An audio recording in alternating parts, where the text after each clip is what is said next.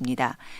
수도권과 강원 영서, 충청지방은 초미세먼지 농도가 오늘도 나쁨 단계고 경기 남부는 오후에 일시적으로 매우 나쁨 수준으로 높아지는 곳이 있겠습니다. 내일 아침 기온은 서울이 3도 등 전국이 영하 1도에서 영상 8도로 오늘보다 4에서 5도가량 낮겠습니다. KBS 제1라디오 4시 뉴스를 마칩니다. 지금까지 아나운서 최현정이었습니다. KBS.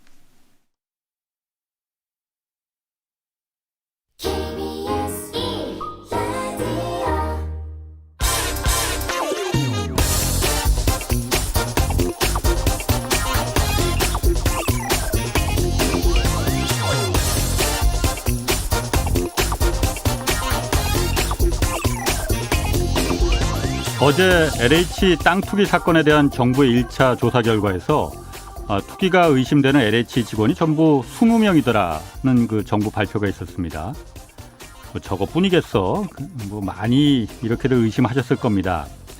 그런데 이 20명은 일단 간이 크다고 해야 할지 그리고 대범하다고 해야 할지 모르겠지만은 본인 이름으로 자기 이름으로 땅 샀다가 걸린 직원들이고 가족이나 차명으로 투기한 공직자들이 더 있는지에 대한 2차 조사는 지금 수사기관에서 별도로 진행 중이라고 합니다.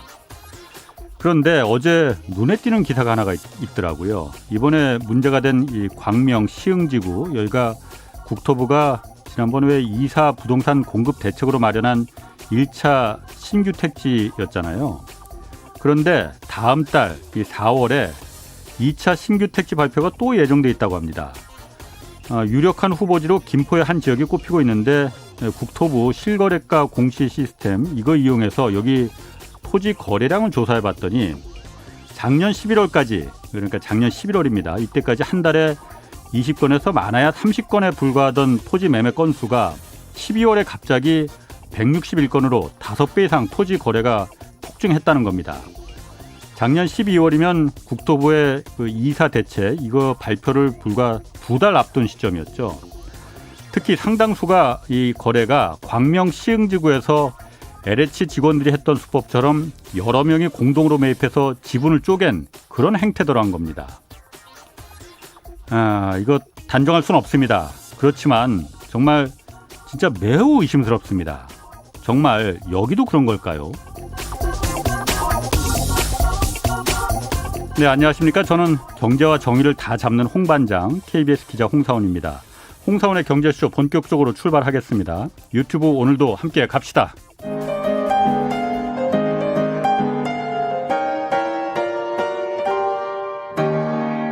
경제방송 많으면 많을수록 아무거나 들으시면 큰일 납니다. 홍사훈의 경제쇼를 전적으로 믿으세요. 네, 서울 아파트값이 지난 4년간 한 채당 평균 5억 원이 올랐다고 합니다. 이 경실련이 분석한 자료인데 문재인 정부 출범한 이후 지금까지 부동산 대책만 25차례 발표됐잖아요. 오르는 집값을 잡기는 역부족 아닌가 싶습니다. 그래서 오늘 부동산 입지 전문가 김학렬 스마트 튜브 소장 나오셨습니다. 안녕하세요. 네, 안녕하세요. 예, 처음 뵙겠습니다. 네, 처음 뵙겠습니다. 저는 예전에 그 MBC 그 PD수첩에서 한번 본 적이 있습니다. 네, 2018년도 10월이었었고요. 예, 예, 비자발적으로 출연을 했습니다. 예, 그 부분도 이따가 조금 좀 물어볼게요. 네. 궁금한 것도 많습니다. 네, 네. 그 먼저 그 부동산 입지 전문가시잖아요. 네. 그러니까 그 집값 전망 저희가 이 프로에서 여러분들 이제 부동산 전문가들 모시긴 했지만은 견해가 조금씩들 차이가 있습니다. 네. 여러 가지 의견들이 있을 수 있는 거니까 분석하는 그 방법이나 그거에 따라서 어떻게 전망하십니까? 그러니까 이 통계 수치라고 하는 것들이 예. 이게 이제 예를 들어서 2%라고 하면은 이게 많을 수도 있고 적을 수도 있는데 예. 통상적으로 평균으로 얘기하시는 분들한테는 좀 낮게 보이는 것들이고요. 예. 저희처럼 이제 2% 가지고 거기에 얼마나 수요가 있는지를 보는 입장에서 보면은 그게 많을 수도 있는 것들이거든요. 일단 예. 그건 무슨 말씀이냐면은 예. 그러니까 평균으로 보게 되면은 실상이 안 보인다는 얘기고요. 네. 결론부터 말씀을 드리면은 예. 올라가는 지역이 분명히 있고요. 많이 올라가는 지역이 있고 빠지는 지역들도 오래 있을 것 같아요. 근데 평균적으로 보면은 아마 올라갈 평균이 나올 거란 얘기고요. 그 네. 이유는 뭐냐면 평균으로 보면 올라간다는 예. 거. 예. 비싼 것들은 올라갈 거고 예. 싼 것들은 오르지 않을 거예요. 그러면 이제 비싼 것들이 좀 더 평균에 반영할 수치가 더 크기 때문에 평균적으로는 올라가 보이는 것들이죠. 비싼 거라면 강남을 말씀하시는 것 같은데요. 그러니까 강남뿐만이 아니라 예. 최근에 서울을 중심으로 하는 수도권 지역들이 많이 올랐어요. 예, 예. 지방에 비해서는 아마. 네. 그래서 이제 강남 같은 경우는 작년까지 많이 올랐고 예. 아마 올해는 아마 그 서울에서도 좀 중하위권 지역들과 경기도 지역들이 좀 더 많이 올라갈 것 같습니다. 그렇군요. 네. 어쨌든 지금 보면은 2주 연속 그러니까 상승세가 좀 꺾였다 뿐이지 상승을 계속 상승세는 유지는 되고 있다고 하더라고요. 그러니까 상승을 하고 있는 것들이고, 예. 그러니까 이제 상승세가 둔화된 이유들이 여러 가지 요인들이 있을 텐데, 예. 그러니까 많은 분들이 상승세가 둔화됐기 때문에 이제 꺾이는 것이 아니냐라고 또 성급한 분석들을 하시고 계시는데요. 입주 물량이 올해 네. 이제 가장 아마 이제 수요 공급에 큰 역할들을 할 텐데, 예. 올해 입주한 물량 중에 절반 이상이 1, 4분기에 다 몰려 있어요. 1월 예. 달, 3월 달까지. 그래서 아마 3월 달까지는 입주 물량을 해소할 때까지는 이 상승률이 완화될 것으로 보이고요. 아마 예. 4월 달 이후부터는 입주 물량이 좀 줄기 때문에 예. 올라갈 가능성이 높다. 저는 이렇게 보고 있습니다. 그렇군요. 예. 먼저 제가 지금 잠깐 그 유튜브에서 이게 생중계가 되기 때문에 예, 예. 뭐 댓글들이 많이 올라옵니다. 그런데 빠숑이라는 이제 그 저희 닉네임을 갖고 계시잖아요. 네, 네. 그러니까 아까 제가 모두에도 그 MBC PD 수첩 얘기도 했지만은 저도 그거 봤습니다. 그때 한 3년 전에 미친 집값의 비밀이라는 네, 제목으로 맞습니다. 맞습니다. 거기서 또 나오셨더라고요. 모자이크 돼서 나오긴 했지만은 본의 아니게 예. 그 네이버 실시간 검색어 있잖아요. 예. 제가 이틀 동안 1등을 했습니다. 그러니까 거기서 먼저 이것부터 좀 짚고 예. 넘어가는 게 좋겠습니다. 본격적으로 좀 그 설명을 저희가 좀 의견을 듣기 전에 네네. 그때 보면은 그 이제 그 빠숑님이나 다른 분 여러 이제 부동산 스타 강사들이 많이 나왔어요. 그 취재가 됐어요. 네네. 이 사람들이 결국은 미친 집값을 만드는 주범이다. 뭐 표현이 그러니까 거기서 주범이라고 했으니 뭐 그 이해해 주시고 네네. 주범이다라고 지적했는데 그 부분 먼저 간단하게 네. 반론은 먼저 얘기하시고 오늘 진행하는 게 나을 것 같습니다. 일단은 이제 1차적인 문구에는 이제 투기의 주범이다라가 나왔고요. 예. 그 안에적인 이제 그 문구들이 나왔는데 예. 대한민국 투기 세력의 수괴라고 나왔어요. 수괴 더 세네. 예. 그게 진짜 방송에 나왔던 멘트였었고요. 예. 그러니까 이제 수급입니다. 저는 이제 항상 이 수요 조사를 하는 20년 동안 제 한국갤럽이라든지 지금 투마투TV에서 리서치를 하는 게 제 본 업무인데 예. 수요랑 공급이 많이 어긋났을 때 특히 수요 대비 공급이 적었을 때 오르고 뭐 이런 것들이거든요. 네. 그러면은 2017년도, 18년도까지는 제가 생각하기에는 전반적으로 수요 대비 공급이 적었다라고 판단했기 때문에 올라갔다라고 분석을 했었는데 예. 그때 정부에서는 나름대로 2017년도부터 강하게 부동산 규제 정책을 피면서 이미 2017년도, 18년도까지도 15번 연속 나왔었거든요. 예, 이미 이제 많이 나왔는데 안 잡히니까 뭔가 저는 핑계거리를 찾아야 된다고 생각을 했던 것 같아요. 그래서 아마 조금 이제 여러 가지 이제 좀 어떻게 보면 책임을 전가할 대상들을 찾다 보니까 그렇게 좀 예. 알겠습니다. 뭐 네. 그건 뭐 그렇게 정리를 하는 거로 하고 예, 왜냐하면 예. 지금 워낙 댓글들이 많이 올라와요. 아마 좋은 댓글이 안 나올 가능성이 높습니다. 네, 좋은 댓글들은 그렇게 뭐 좋은 댓글도 좀 있긴 있어 그래요? 보니까 네네. 그런데 뭐 안 좋은 댓글들이 좀 많이 있습니다. 그 이해해. 그럼요. 지금 이제 아마 요 2017년도부터 2021년도 사이에 뭐 집을 마련을 못 하셨거나 아무튼 그 시장에 소외되신 분들 네. 같은 경우는 상처가 좀 크실 거예요. 알겠습니다. 예, 그것에 대한 결과겠죠. 그 어쨌든 그 부동산 입지에 대해서 이제 많이 이제 그 분석을 하고 연구를 하신 분이니까 네.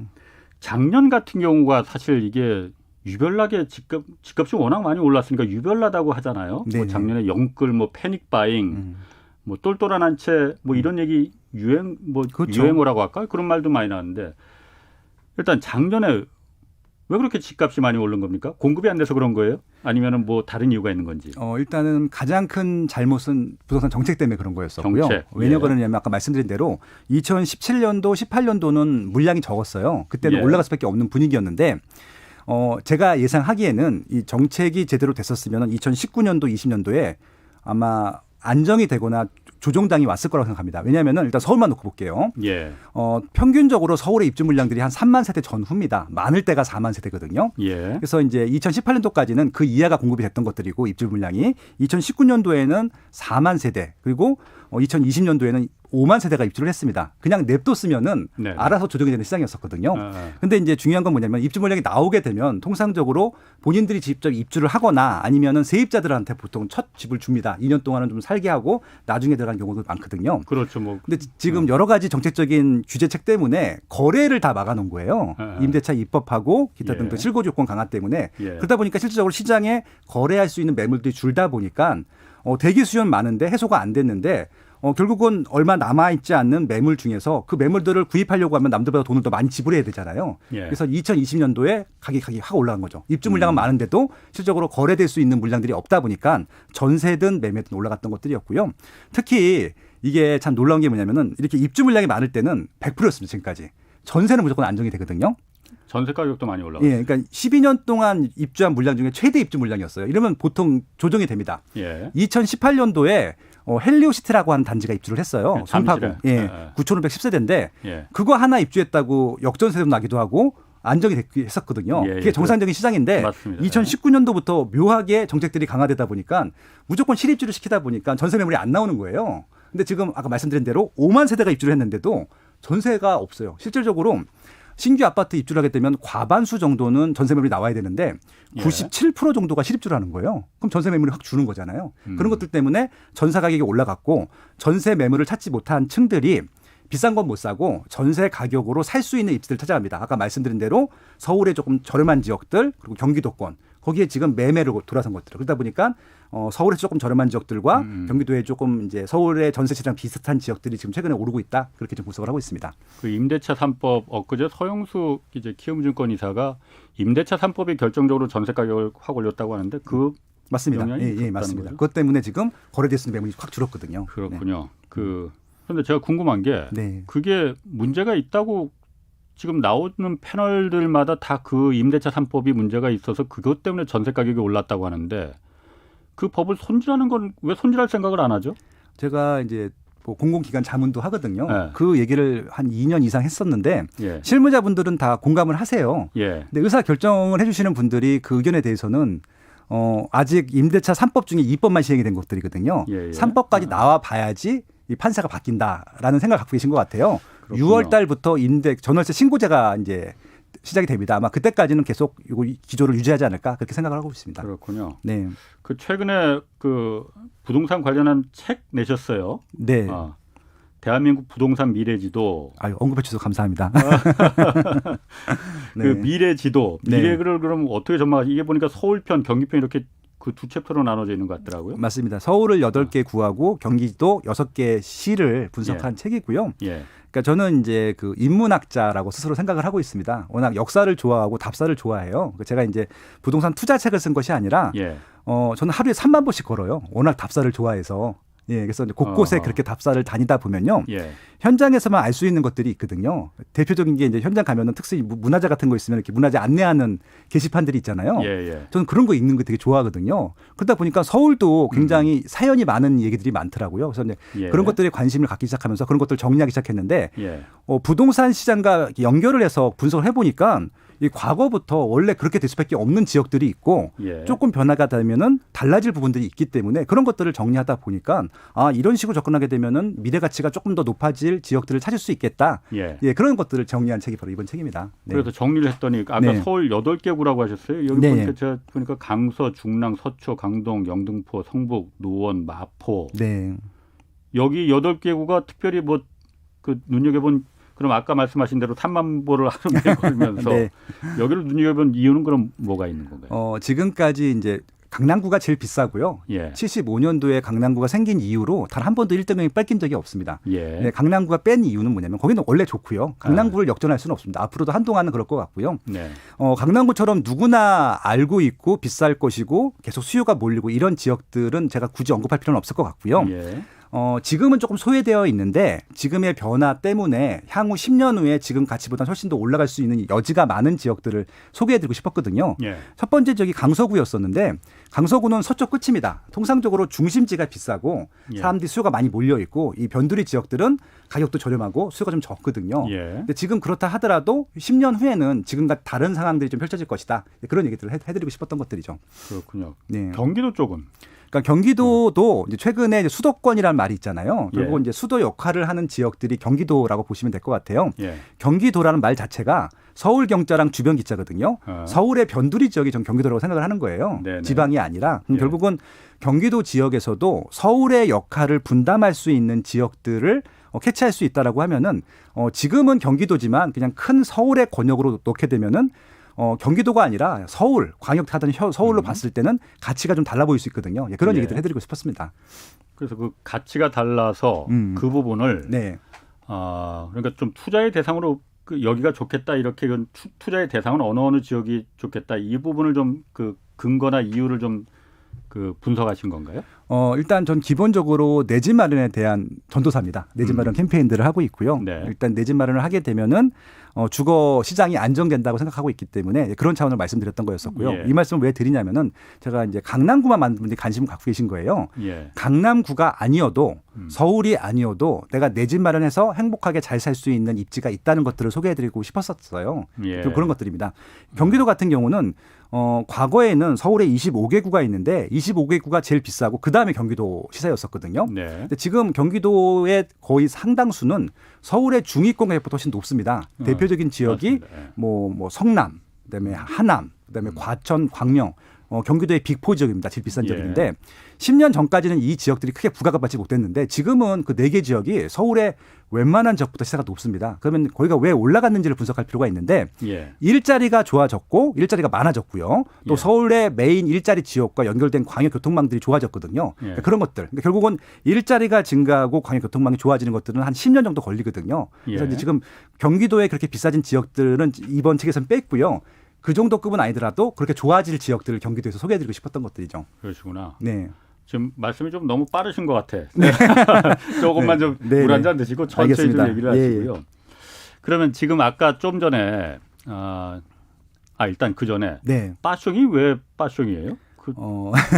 특별한 의미는 없고요. 열정이란 뜻이고요. 그냥 패션. 패션인데 그냥 좀 어떻게 보면 이제 제가 대학교 때 만든 예. 한메일 아이디였었는데 좀 허세를 부린 거죠.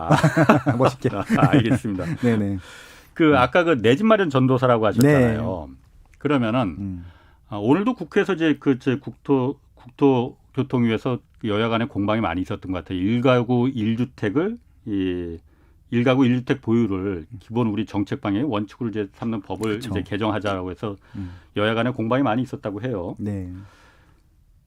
부동산에 대해서는 사실 누구는 이거 투자라고 하고 누구는 투기라고 하고 또 이게 1가구 1주택일 경우 자기가 사는 집 고르는 거에 대해서 일대하고 또 두 채, 세 채 사는 그거에 대해서도 또 보는 시각이 다르지 않습니까? 네네. 일단 두 채 이상 소유하는 거 이거를 투자라고 봐야 됩니까? 투기라고 봐야 됩니까?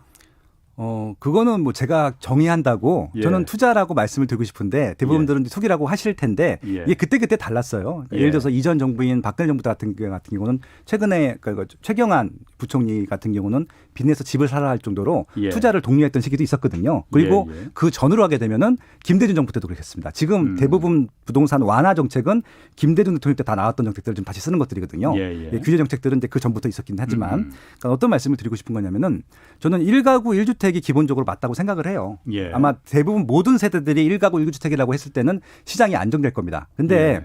어떤 이유인지 모르겠지만 1가구 1주택이 안 되시는 분들이 있어요. 그러니까 경제력이 안 되거나 다른 사정들 때문에. 그럼 그분들을 위해서는 임차주택이 필요할 텐데 임차주택을 누군가 공급을 해야 되잖아요. 예. 만약에 공공에서 임차주택들을 다 100% 공급할 수 있다. 그러면 이런 논란들이 나올 이유가 없죠. 네네. 근데 지금 임차 시장을 전체 100으로 놨을 때 이 공공에서 책임지고 있는 부분이 10%거든요. 예. 나머지 90%는 이제 민간에서 임대주택들을 제공하고 있는 겁니다. 이게 네네. 투기꾼들이 투기해서 제공한 것이 아니라 시장에서 임차인들이 임차주택이 필요했는데 누군가 공급을 해야 됐고 그것들이 예. 임대인들이 제공한 것들이거든요. 네네. 일방적인 건 없다고 봅니다. 그러니까 예. 지금 임차인분들한테 여쭤보시면 아시겠지만 가장 좋아하는 제도가 전세제도예요. 임차인분들한테는. 공짜로 사는 것들이거든요.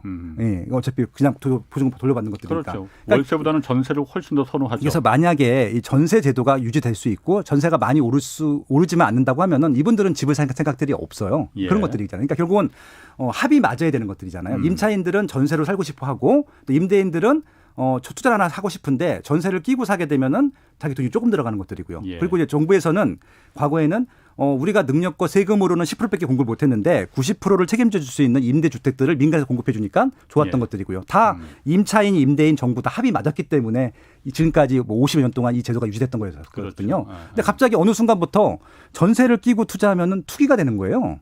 그러니까 그러니까 좀 이 논리가 안 맞잖아요. 그러니까 저는 이렇게 생각하는 거죠. 만약에 공공에서 예. 임대 시장의 100%를 책임질 수 있다라고 하면 그 논리가 맞는데 지금도 민간 임대 시장의 90%를 기대고 있어요, 정부에서. 그 예, 제도가 예. 없어지지 않는 이상 필요한 거잖아요. 그러면은 임대 사업자들이 임대 주택을 제공해 줘야 되는데 메리트가 있어야 되는 게 맞는 거잖아요. 그러니까 그것들이 너무 과하다 그러면 세금으로 많이 갖고 가시는 것들이 맞는데 예.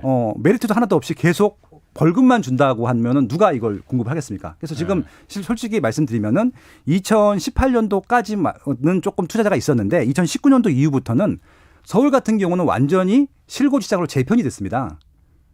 아, 그래요? 예, 2019년도, 2020년도는 투자 때문에 가격이 올라간 게 아니라 공급, 거래할 수 있는 물건들이 적은데 실거주로 들어가고 싶은 사람들이 너무 많다 보니까 가격이 올라간 것들이거든요. 예. 그래서 결국은 지금 이 논란이 굉장히 중요할 텐데 예. 지금 최근에 나오는 정부에서 하는 당 보시기 그 자료들이나 보시면 아시겠지만 좀 천천히. 예. 투기란 말이 빠졌어요. 아, 2021년 들어서. 예. 예전에는 무조건 투기 때문에 올라갔다고 말씀을 하셨는데 2021년도에 나오는 보도자료 보면요. 투기란 말이 빠졌습니다. 공급이 부족해서 공급을 늘리겠다라고 해서 한 거죠. 그래서 결국은 이사 대책이 나왔잖아요. 예. 공급 대책입니다. 투기 방지 대책이 아니라 공급 대책입니다. 이제 인정을 한 거예요, 결국은. 그렇게 이해하시면 되는 것들이죠. 아니 그런데 물론 제가 그러니까 부동산에 대해서 저희 김 소장님보다 더 전문가는 아니니까 네네. 그 경실련이나 이런 데서 그 발표하는 거 보면은 그 경실련에서 항상 그 주장이거든요. 공급이 부족한 거 아니다. 네.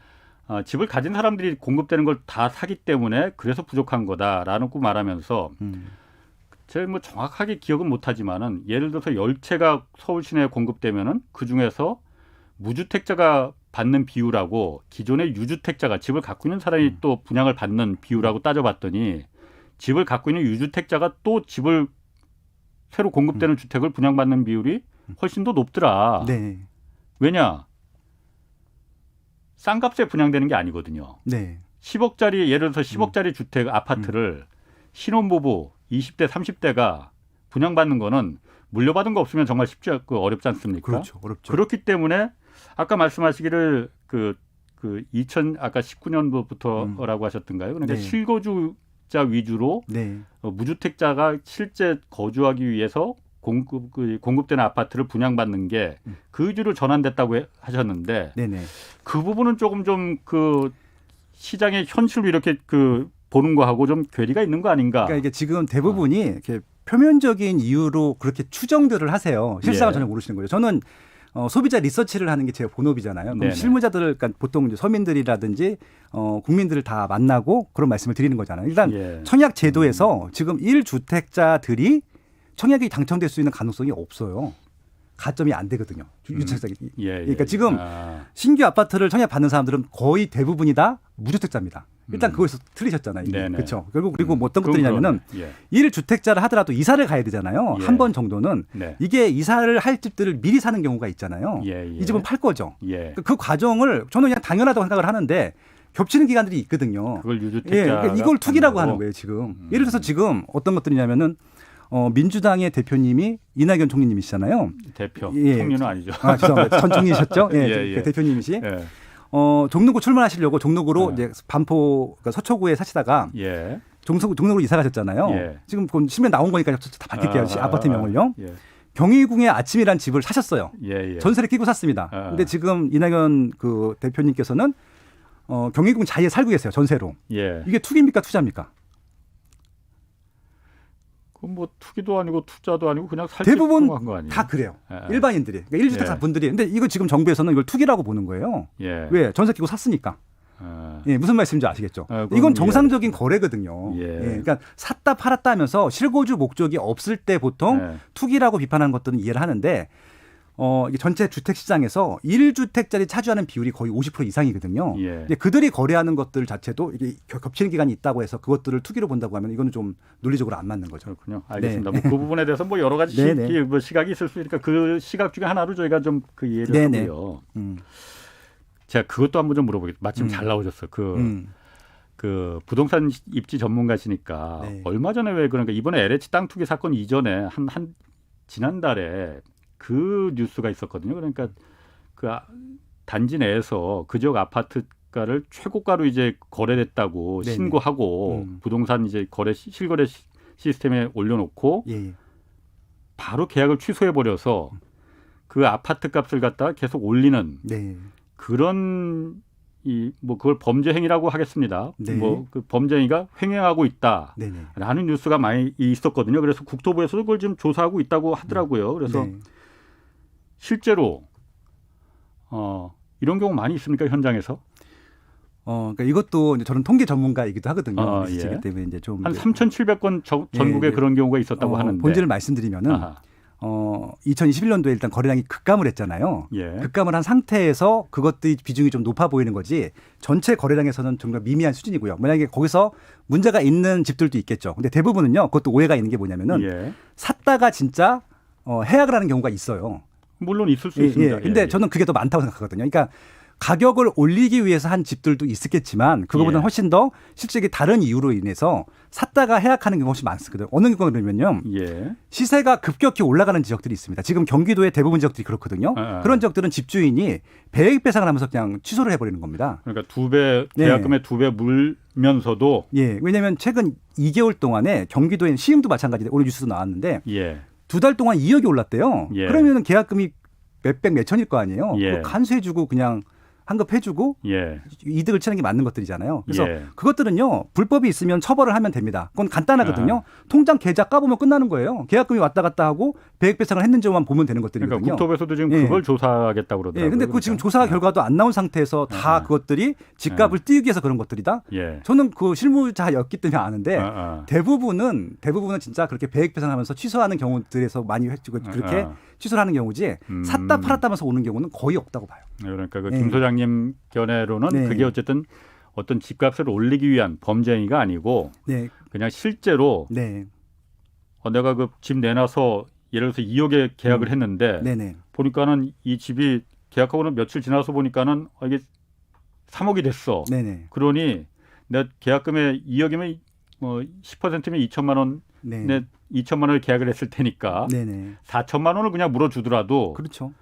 나 1억이 더 올랐으니 그냥 이거 안 팔래. 이런 경우가 대부분일 많습니다. 거라는 거죠. 그러니까 아마 그렇게 샀다 팔았다 한 지역들을 보면요 거의 예. 99%가 시세가 급격히 올라가는 지역일 거예요. 예. 근데 그것들을 뭐 계약을 했다 취소했다 그래서 그렇게 올라간 게 아니라 수요 대비 공급이 어긋나 있기 때문에 수급이 꼬였기 때문에 올라갔다고 보시면 될 것 같고요. 예. 또 하나는 뭐냐면은 그렇게 계약을 취소하는 경우들에 대해서는요 다른 문제가 있는지 한번 다른 측면에서 한번 분석되는 기사가 나오든지 한번 보셔야 되는데 예. 그냥 그게 투기꾼들의 투기 행위로만 자꾸 첫 번째 기사가 나오게 되면 계속 따라쓰기를 하는 거예요. 예. 그게 아닌 경우가 너무 많아서 저는 이제 매일매일 이런 것들을 분석하는 게 일이기 때문에 그렇군요. 예, 좀 억울한 경우도 있죠. 네. 근데 제가 뭐 어쨌든 저야 저 통계 전문가라고 하셨으니까 저는 뭐 통계 전문가는 아니지만 그냥 그 통계 발표되는 통계를 보면은 네. 그 서울 같은 경우에는 그러니까 최고가로 신고가 됐다가 이게 계약이 취소되는 경우가 한 37%가 된다고 하더라고요. 그러니까 네네. 뭐 10건 중에 한 4건 정도 가까이가 그 최고가로 신고된 경우만 따졌을 때 네네. 10건 중에 4건 정도가 이제 계약이 바로 취소가 되는 그런 경우라는데 네. 너무 많은 거 아닌가. 네네. 이런 우연이라기보다는 그런 그 사정이 네네. 그런 부분에서 좀 이건 좀 의심스러운 거 아닌가 그런 생각이 네. 들거든요. 그러니까 아까 말씀드린 대로 아. 거래량이 작년에 비해서 많이 줄었어요. 예. 특히 2020. 그러니까 이게 예전의 거래량에서는 아마 이게 미미한 숫자였을 텐데 지금 예. 거래량이 준 시점에서 집을 빨리 사야 되는데 예. 못 사는 지역들이 생길 거잖아요. 그렇게 되면 가격이 많이 올라가거든요. 그렇군요. 그런 지역들은 아마 가격이 올라가다 보니까 집주인들이 욕심을 부린 거죠. 저는 그 바람직한 현상이라고 말씀드린 게 아니라 예. 그 팩트를 말씀드리고 싶은 그렇군요. 거예요. 어쨌든 그러면은 그렇게 실거래가가 최고가로 올렸다가 어쨌든 취소가 되고 그러면은 네. 그 지역 집값은 올라가는 건 사실입니까 그러면? 그러니까 그것 때문에 올라가는 게 아니라 수급이 원래 꼬인 올랐어? 거예요. 그러니까 아. 뭐냐면은 이게 자꾸 오해하시는 분이 많으신 텐데 이게 뭐 통신사처럼 3대 통신사, 예. 뭐 정유사처럼 4대 정유사가 그 산업을 독점할 수 있는 지역에서는 그게 말이 돼요. 독점하게 되면 올릴 수 있으니까. 근데 그 아파트 꼭 안 사도 되거든요. 그러니까 저는 이제 어떤 것들을 조사하는 게 제 주 업무냐면요. 그 지역의 한계 가격을 찾는 게 제 주 업무 중에 하나입니다. 한계 가격. 아무리 좋아도 비싸면 안 사는 가격대를 찾는 것들이거든요. 예를 들어서 강남이 아무리 좋아도 지금 평당 1억까지 왔는데 평당 1억이 넘어가게 되면 안 사요. 아무리 돈이 많아도 그런 한계 가격을 찾는 게 제 일이거든요. 그러면은 그 아파트를 안 사고 그 옆에 있는 아파트를 타거나 다른 지역을 갑니다. 그러니까 부자들도 그렇게 하거든요. 그 말씀을 드리고 싶은 겁니다. 그렇군요. 이게 아무리 올리려고 해도 소비자들이 입장에서 봤을 때 그 가격이 너무 부담스러운 가격이면요. 아하. 안 사면 그만이거든요. 다른 데 많거든요. 훨씬 싼 것들. 물론 그렇죠. 예, 그렇게 생각하면 되는데 굳이 왜 자꾸 거기서만 몰입해서 자꾸 그것들을 보려고 하시는지 잘 모르겠어요. 알겠습니다. 네네. 그 얘기는 거기까지 하고 물 한 잔 드시고. 네네. 그 책에 보니까 부제가 음. 요게 하나 딱 눈에 띄더라고요. 부자는 어떻게 오르는 집을 먼저 할까? 부자는 어떻게 오르는 집을 먼저 할까? 제가 부자가 아니라서 그런지 저는 모르겠던데 네네. 어떻게 먼저 할까요? 그러니까 주자라고 하는 게 뭐 엄청난 부자는 아니고요. 아하. 저는 이제 집이 있는 분들은 이제 부자라고 생각을 했습니다. 책에도 써놨고요. 마음의 예, 부자가 예. 되고 일단 보금자리가 있기 때문에 예. 집을 한번 사본 사람이랑 안 사본 사람들이 바라보는 주택이 달라요. 예. 보통 한번 사게 되면 등기 부분도 보고 예. 살다 보니까 이제 좀 불만도 생기고요. 그러면 예. 그 다음에 집을 살 때는 그 전에 집을 샀던 것들에 대한 불만들을 보완을 합니다. 여기는 교통이 불편해. 여기는 좀 환경이 안 좋아. 그래서 그 다음 갈 때는 더 좋은 입지를 보게 되는 것들이죠. 근데 이것들이 한 번도 자기가 의사결정을 해보지 않은 분들 같은 경우는 어려울 텐데 예. 한 번이라도 이런 경험들을 해보신 분들은 다음이 쉽거든요. 결국은 이렇게 주택을 바라봤을 때 예. 다음 주택들, 다음 입지들을 봤을 때 조금 더 좋은 것들을 찾는 것들이 좀 자연스럽게 생긴다는 말씀을 드려보고 싶었던 것들이었었고요. 예. 결국은 이제 그런 분들이 어떻게 이제 피부적으로 느끼냐면은 기본적으로 일자리가 많은 데가 좋은 곳이구나. 왜냐면은 처음에 이사를 가실 때요. 남자분들은 공기 좋은 데를 찾으세요. 그렇죠. 떨어져서. 남자하고 예. 여자하고 좀 다른 면이 있군요. 예, 그래서 이제 섣불리 막 양평, 가평 가셨다가 복귀하시려는 분들이 꽤 많으시거든요. 예. 근데 이 복귀하실 때 보통 이제 2년 후, 4년 후에 복귀하실 때 되면 가격이 서울이 많이 올라와서 아하. 복귀 못 예. 하시는 경우. 그런 경우입니다. 결국 예. 그래서 그런 경험들이 쌓이게 되면은 기본적으로 일자리가 가깝고 주부님들이 좋아하고 학교가 가깝고 병원이 있고 이런 것들을 좋아하는구나. 그리고 이제 지금은 이것들이 없지만 5년 안에, 10년 안에 생길 지역들이 생기는구나. 그런 것들을 찾는 눈들이 생기는 것들이죠. 그리고 이제 그 전에 안 보였던 기반시설이 보이고 교통망이 보이고 계속 이제 부자들은 이제 그런 것들을 본능적으로 찾게 된다. 뭐 그런 말씀을 드리고 싶었던 것들이죠. 그렇군요. 네. 얘기 들어보니까는 그렇게 어려운 거 아닌 것 같은데. 제 책은 굉장히 쉽습니다. 그래요? 저는 이제 그림도 많고 지도도 많이 들어가는데 초등학생이 봐도 이해할 정도로 썼습니다. 알겠습니다. 네. 문재인 정부 어쨌든 출범 이후에 부동산 대책 지금 여러 차례 아까 25차례라고 했지만은 약발이 안 먹혔거든요. 정말 백약이 무효였습니다. 계속 올랐잖아요. 근데 어쨌든 가장 최근에 이사 이제 공급 대책 나왔어요. 그 공공기관이 공교롭게도 LH가 하필이면 이때 그냥 그 사건이 네. 터져버려 갖고 네. LH나 SH 이런 공공기관이 주도해서 주택을 이제 좀 많이 공급하자. 그래서 재개발, 재건축도 서울시는 뭐 그런 땅이 없으니까 땅이 뭐 없는 건 아니지만 많지 않으니 네. 그런 재개발, 재건축 지역을 중심으로 해서 공급을 좀 많이 늘리자. 당근도 많이 주고 인센티브도 많이 주고. 이 대책은 어떻게 보십니까? 일단 뭐 3080이라는 이제 타이틀을 달았습니다. 예. 서울에 32만 채, 지방에 87만 채고요. 또 정확히 말씀드리면은 이제 김유미 장관님께서 127만 원을 만들어 놓고 하셨어요. 예. 그 계획을 예. 합치게 되면 대략적으로 한 208만 원 예. 뭐 정도 된다고 하시더라고요.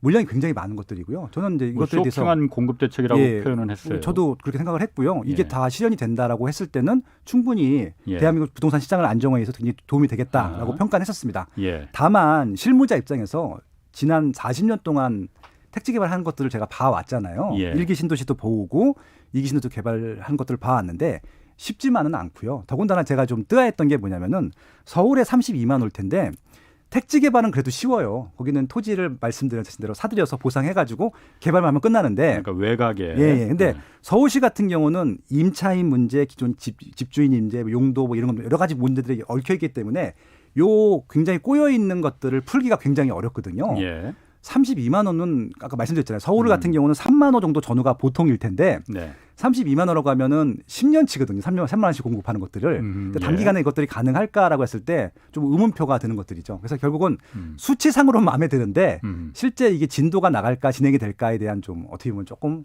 갸우뚱하게 되는 것들이 있습니다. 그 공급 수량 문제도 그렇지만은 네. 중요한 게 이게 지금까지는 재건축이나 재개발이 사실 뭐 말씀하신 대로 그런 네. 택지가 없으니 기존의 낙후된 도심의 이제 낙후된 지역, 재개발이나 재건축 지역을 중심으로 해서 거기 용적률을 많이 높여줘서 700%까지 높여줘서 역세권 개발 같은 경우 고밀도 개발을 네. 해서 이제 주택 공급을 이제 확 늘리겠다는 건데 이걸 기존에는 재건축이나 재개발이 철저하게 민간 위주로 했지 않습니까? 네. 민간 이제 토지 주택 조합원과 민간 건설사들이 같이 이제 민간끼리 그 개발을 하라고 한 거였었는데 이걸 공공기관이 시행을 하자는 게 굉장히 큰 차이점이잖아요. 그렇죠. 이 공공기관이 네. 이 부분에 대해서 그러니까 기존의 재개발 재건축 지역에 사는 일단 이 토지 소유주들이 그렇게 마뜩치 않은 것 같아요. 네네. 그래서 안 하겠다고 하는 지역들이 많은 것 같아요. 이 부분이 그러니까 공공기관이 들어가는 이 시행을 하는 거 이 부분 성공 가능성이 좀 있다고 보시는 건지 수량과 아까 그런 걸 떠나서 공공기관이 이제 주도로 한다는 거. 네네. 그러니까 저는 그 정책이 성공했으면 좋겠어요. 개인적으로는 정말 예. 진심으로 바랍니다. 근데 성공 못할 것 같다는 뉘앙스지네. 그러니까 이제 이게 어떤 예. 경우냐면요. 예. 그러니까 지금까지 정부가 보여줬던 것들이 더 신뢰가 안 가는 거예요. 예를 들어서 예. 이제 민간이 하게 되면은 뭐 초과이익 환수금이라든지 아니면 예. 인허가를 좀 늦게 준다든지 여러 가지 방법으로 좀 계속 딜레이가 돼 있었거든요. 예. 지금 서울 시내에 있는 재건축은 거의 진도가 안 나고 있습니다. 네. 기존에 진도가 좀 빨리 나간 것들 빼고는. 근데 공공이 하게 됐을 경우에는 그런 규제들을 다 빼주겠다라고 하는 것들인데 이게 이제 그것들에 대한 신뢰가 좀 아직 안 생긴 것 같아요. 그래서 제가 바라는 건 뭐냐면은 조그만 단지라도 하나 시범 단지를 만들어서 성공한 모습을 보여주게 되면요. 아마 줄 서서 하려고 들 거예요. 그렇게 좀 일단 시범 케이스를 만들면 좋겠다라고 말씀을 드리고 싶고요. 그리고 이제 공공에게 됐을 때 상품적인 좀 질적인 하락을 우려하시는 경우도 많아요. 특히 강남권 같은 경우는. 거기는 내가 돈을 많이 들여서 비싸게 질 테니까 제발 간섭만 하지 말아달라라고 하는 지역들이 있거든요. 예. 거긴 그냥 민간에 하게 냅두면 될 것 같아요. 그러니까 1대1 재건축하겠다는데 예. 압구정 같은 경우에 1대1 재건축하겠다고 해요. 예, 그렇죠. 그러니까 거긴 그럼 냅두면 되는 것 같고요. 아. 공공이 들어가야지 진도가 나가는 경우가 있습니다. 예. 추가 분담금이 많이 나가든지 아니면 여러 가지 이해관계가 얽혀 있어서 풀어야 될 지역들 같은 경우는 전 적극적으로 예. 공공 주도로 하는 게 맞다고 생각을 해요. 그럼 결국은 공공 주도가 저는 이렇게 좀 소외받는 지역들은 적극적으로 하시는 게 맞을 것 같고 네. 그냥 알아서 할 지역들은 냅두는 게 좋을 것 같고 태기를 하게 하면 되는 것 같고요. 그래서 태기를 하는 기준으로 일단 정부에서 시범 케이스로 완성된 모습을 하나 보여주게 되면요. 판단을 하겠죠. 아, 공공이 맡기는 게 좋구나 아니구나. 그렇게 한번 자발적으로 참여하는 게 맞지 않을까 싶어요. 그렇군요. 네. 뭐 제가 저도 이제 뭐 그 부동산 관련해서 이제 취재하고 프로그램도 몇 편 만들어 봤었는데 제가 뭐 저야 뭐 그냥 주소 들은 거니까 네네. 뭐 제가 뭐 부동산에 대해서 그렇게 크게 전문 지식이 있는 건 아니지만은 네. 민간이 어쨌든 아까 말씀하신 대로 잘 안 되는 데는 그냥 공공이 주도해서 하고 네. 아까 말씀하신 대로 돈 많은 그야말로 그 뭐 이런 데는 민간끼리 그냥 알아서 하게끔 놔두자 이렇게 그렇죠. 말씀하신 거잖아요. 네네네. 그런데 집값을 이제 끌어올리는 주 요인은 네. 그 알아서 하게 하는 그 몇몇 군 지역들이 지금도 그러니까 보면은 서울 시내에서 재건축 동네 하나 들었으면은 그 어쨌든 무조건 최고가로 분양이 되지 않습니까? 네, 그러니까 그것도 좀 오해가 있어서 말씀을 그래요. 드릴게요. 예. 물론 그러니까 허브에서 분양가 조정을 한다고 하지만은 예. 그 피하는 방법이 여러 가지가 사실 있더라고요. 네네. 그러다 보니까 어쨌든 주택 조합원 입장에서는 네. 내 재건축되는 지역이 최고가로 분양이 되면은 네. 뭐 가장 좋은 거 아니에요. 네네. 그걸 뭐 탓할 거는 아닌 것 같아요. 네네. 예. 그런데 그냥 그렇게 민간한테 그냥 다 풀어 하게끔 네네. 놔둬 버리니까 네. 집값이 계속 올라가니까 이걸 네. 갖다 공공이 참여해서 적당한 분양가, 적당한 그야말로 그 집값을 만들도록 하자라고 유도하는 거가 이 이사 공급 대책의 또 핵심 중에 하나라고 말하는 사람들도 있거든요. 그러니까 이미 지금 정부에서 지금까지 그걸 안 한 게 아니라 예. 분양가 상한제 혹은 허그 통제로 인해서 분양가를 조절하고 있었거든요. 예, 예. 그러니까 지난 4년 동안 결과가 지금의 모습이거든요. 예. 그러니까 지금 올라갔다 하는 것들이요. 왜 올라갔을 것 같으세요? 거기에 상당수는요. 너무 싸게 분양했기 때문이에요. 이런 얘기하면 또 기존에? 분명히 그 반대 용이 나올 텐데. 로또 분양을 말씀하시는 거구나. 맞습니다. 왜냐면은 기존에 있는 구축 아파트보다 싸게 분양하면 말이 안 되잖아요. 예, 예. 똑같은 입지 조건인데 새 아파트가 비싼 게 맞는데. 예. 그러니까 대표적으로 그러니까 이거는 좀 비싼 지역을 예를 들면은 더 반발이 심하실 테니까 조금 예. 저렴한 지역을 생각해 보겠습니다. 예. 예를 들어서 지금 종로구에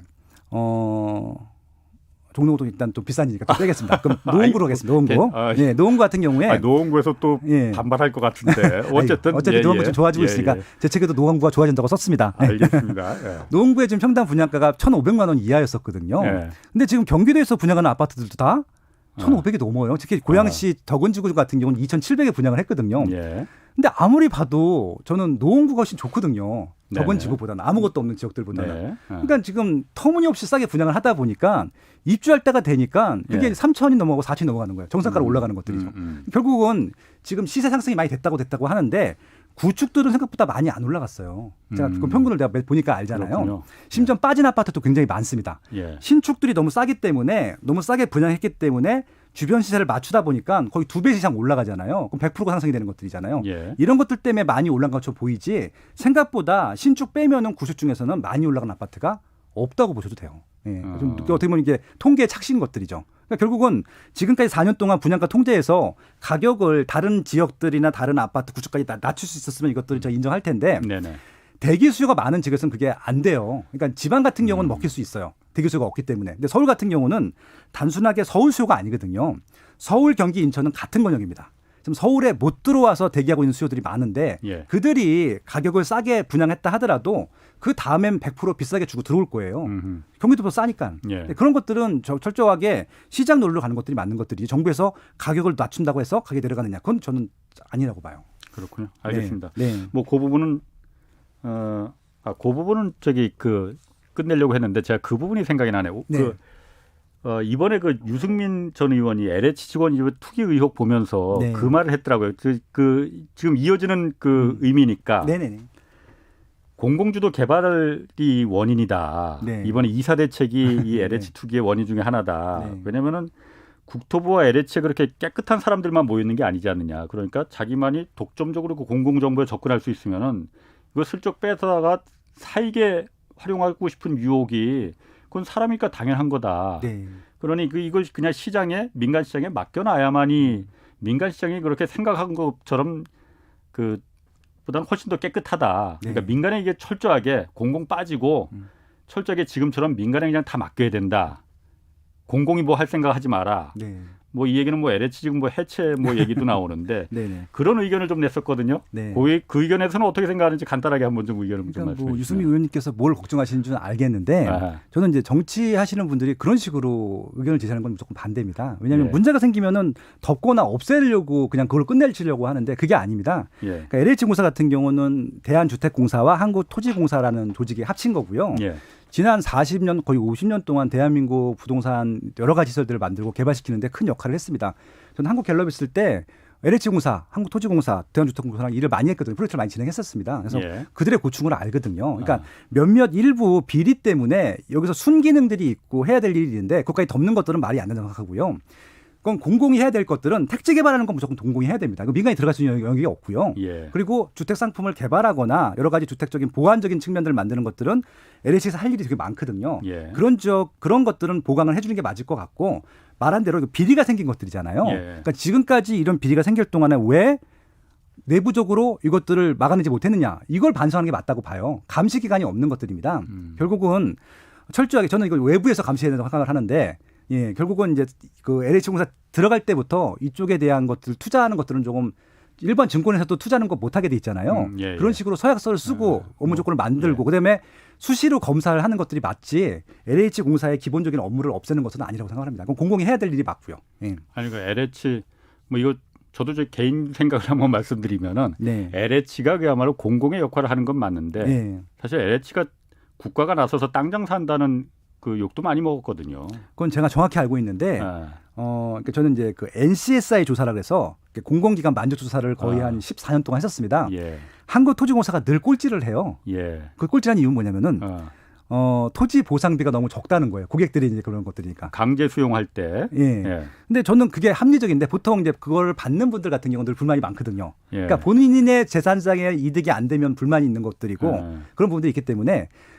저는 그게 합리적이라고 보는 것들이거든요. 그러니까 결국은 그들의 역할이 땅 장사가 아니라 적정한 시세를 아까 말씀하신 대로 주택이든 땅이든 적정 시세를 평가하고 관리하는 게 일이잖아요. 예. 예, 그거는 잘하고 있다고 보는 겁니다. 저는 오히려. 근데 그것들은 땅 장사는 아니고 땅 장사 했었으면 그렇게 적자가 심하지는 않겠죠. 저 LH 공사가 적자가 엄청 심하거든요. 예. 그만 봐도 알 수 있죠. 예. 알겠습니다. 저기 지난 그 인터뷰한 기사 2월 중순에 인터뷰한 기사를 제가 한번 보니까 인플레 시대가 온다. 30대 무조건 내 집 마련하라. 이게 그 제목이더라고요. 네. 지금 이제 집을 지금 뭐 이제 상승세가 이어지고는 있지만 상승세 그 가파름이 좀 꺾이긴 했는데 네. 지금 이제 집을 사야 하는 시기다 이렇게 보시는 건가요? 어떻습니까? 그러니까 저는 이제 이 질문을 거의 25년 동안 받았는데 한 번도 이 답이 바뀐 적이 없어요. 그러니까 시기가 중요하지 않거든요. 그러니까 무조건 이게 사야 되는 거예요? 사이클 갖고 시기를 네. 보는 사람들은 투기한 사람들은 봐야 됩니다. 왜 올라갈 때 팔아야 되니까 빠졌을 때 사고. 근데 내 집만 하시는 분들 같은 경우는 빠지든 올라가든 게 무슨 상관이 있어요. 빠지면 내 집만 빠지는 것도 아니고. 예. 그러니까 보금자리를 만드는 것들이잖아요. 예. 제가 주거시타 조사를 국토교통부랑 한 10년 동안 진행을 했었는데 거기 이제 그런 문항이 나옵니다. 자가일 경우에는 한 집에서 10.7년을 살아요. 임차인 경우는 3년 살고요. 그럼 결국은 자가로 내 집만 했을 때는 10.7년 동안의 보금자리가 안정이 되는 것들이잖아요. 예. 그러니까 3년 동안 이사 다니는 것들보다는 2년에 4년에 한 번씩 이사 다니는 것들보다는 10년 동안 살 집들을 구하는 것들이 마음 편한 것들이고, 그러니까 제가 이제 하나만 더 보탠다고 하면은 지금 상가격보다 중간에 오르고 내리고 반복할 수 있겠죠. 근데 10년 후에 팔 때 조금이라도 올라가 있으면 좋은 거잖아요. 그 정도 목적만 가지고 그 정도 그게 투자인지 투기인지 모르겠지만 그 정도 욕망만 가지고 하자는 말씀을 드리고 있는 거예요. 그리고 10년 자기가 후에. 살 집을 이제 투기라고 말하지 그런 사람은 누구도 없는 것 같아요. 그건 아닙니다. 근데 지금 정부에서는 내 집을 하는 것들도 투기로 보시는 분들이 있어요. 그래요? 왜냐하면은 종부세를 보면 알거든요. 저건 투기적인 과세거든요. 투기에 대한 과세인데 1주택이라 하더라도 9억이 넘어가면 종부세를 부과를 하잖아요. 예. 그거는 그 세금이 부담되면 판란 얘기거든요. 예. 그건 이제 1주택자도 고가주택 같은 경우는 징벌적 과세를 하고 있다고 생각합니다. 뭐 그걸 투기로 봐서 그 과세를 한다고 보기 뭐 그 부분에 대한 해석은 뭐 여기서 볼 건 아니고 제 생각입니다. 여러 가지 해석 네. 다양한 해석이 있는 거로 저희가 그냥 넘어가고 그리고 또 하나 좀 또 짚고 싶은 게 뭐냐면은 예. 한번 조사해 보셔도 맞을 텐데 4년 동안 내 집 마련을 하라고 한 얘기를 단 한 번도 한 적이 없어요. 이번 정부에서. 정말 놀라웠거든요. 그러니까 내 집 마련은 보통 하라고 하거든요. 투기를 하지 말라고 그러지. 근데 내 집 마련조차도 하라는 얘기를 안 했고 어떤 얘기식으로 얘기를 하냐면은 평생 안정적으로 그러니까 집은 사는 것이 아니고 사는 곳이다. 그러니까 바이가 아니라 리브라고 하면서 임대주택을 만들겠다는 얘기를 한 3년 동안 했었어요. 그렇죠. 20년 동안. 근데 아까 말씀드렸잖아요. 임차주택은 3년이 평균이거든요. 그러니까 2년에서 4년에 이사를 가야 되는데 20년 동안 안정적으로 살 임대주택을 만들어주겠답니다. 아무도 원하지 않거든요. 그거는. 그러니까 소비조사를 안 한 거예요. 그거는. 안 했는데 제대로 해석을 못한 것들이 있거나 그런 부분들인 것들이죠. 지금 임대주택에 대한 워낙 그 일종의 그 임대라는 네. 그 일종의 그 낙인이라고 표현해야 될지 어쨌든 그런 그 안 좋은 인식이 있기 때문에 그런 거지. 네. 좋은 집을 임대해서 네. 좋은 집이라면은 네. 20년이든 30년이든 살 수 있는 거 아니에요? 그게 이제 위에서 보는 논리고요. 저는 소비조사를 말씀드리잖아요. 네. 주거 실태 조사 결과를 보시면 아세요. 국토교통부가 조사한 겁니다. 매년 합니다. 네. 그들의 목적은요. 평생 내가 살 집을 갖고 있는 거예요. 자가로. 네. 90% 정도가 그 돈 목표를 갖고 있고요. 예, 그래서 정부에 바라는 것은 대출을 많이 해달라요. 1순위가. 1주택자들한테 투기꾼한테 말고. 나도 그러니까 집 이번에 장만해야 되니 왜 대출을 막느냐. 뭐 그런 불만들은 많이 있습니다. 그러니까 아까도 영끌 페니빠이 말씀하셨는데 그건 틀린 말인 게 지금 아무리 대출을 많이 받아도 40% 못 받거든요. 그렇죠. 60%는 현금인데 그걸 패닉바이라고 하면은 저는 잘못된 표현을 하고 있거든요. 그럼 지금 금리 뭐 길지 않게 금리 지금 오르기 시작한단 말이에요. 이래도 그럼 대출 받아서 집 사는 게 사야 된다고 주장하시는 겁니까? 그러니까 말씀드린 대로 이게 100% 200% 받는 대출이면 모르겠어요. 주식 같은 경우는 패닉바이잉을 조심해야 되는데 40% 미만에 2배로 올라도 저금리입니다. 그렇군요. 충분히 그건 감당하실 수 있는 분들이면 사셔도 됩니다라고 말씀드리고 싶습니다. 네. 알겠습니다. 오늘 말씀 감사합니다. 지금까지 김학렬 스마트 튜브 소장 함께했습니다. 자, 홍사원의 경제쇼 오늘 여기까지입니다. 내일 오전 11시에 유튜브로 경제쇼 플러스 업로드 되는데요. 잠깐 제가 시간을 잠깐 좀 착각을 했군요. 잠깐 착각을 했습니다. 한마디 좀 더 좀 할게요, 제가. 네. 그 지금 부동산 전문가로서 정부, 기업 그리고 개인한테 당부하고 싶은 말씀? 그거 간단하게 좀 한번 좀 얘기해 주시죠. 지금 이번 정부에서 정말 잘한 게 뭐냐면요. 투자자들이 주택을 더 많이 구입 못하게 했습니다. 결국은 이건 뭐냐면은 투자자들이 아까 말씀하신 대로 집을 두 채, 세 채 못 사게 하는 동안에 내 집 마련을 하라는 얘기거든요. 예. 그렇잖아요. 근데 내 집 마련을 하셨으면 좋겠는데 자꾸 내 집 마련 시기를 뒤로 미시는 거예요. 아. 개인분들한테는 우선적으로 그냥 내 집 마련 가능한 한 빨리 하셔라라고 말씀드리고 싶고요. 예. 정부가 있어요. 정부는 보통 국토교통부로 대표될 텐데, 정부까지만. 예, 국토교통부의 홈페이지 가시면 써 있습니다. 국토를 효율적으로 개발하고 관련 교통망을 갖춘다. 그 일만 해주셨으면 좋겠습니다. 알겠습니다. 예. 자, 오늘 여기까지 하고요. 내일 오전 11시에는 유튜브로 경제쇼 플러스 업로드 됩니다. 이번 주는 자본주의는 왜 멈추는가라는 주제로 얘기 나누니까요. 잘 들어보시고요. 경제와 정의를 다잡는 홍사훈의 경제쇼였습니다. 여러분, 저로 말할 것 같으면 KBS 1라디오 최경련 경제쇼 진행, KBS 탐사보도팀 미디어 포커스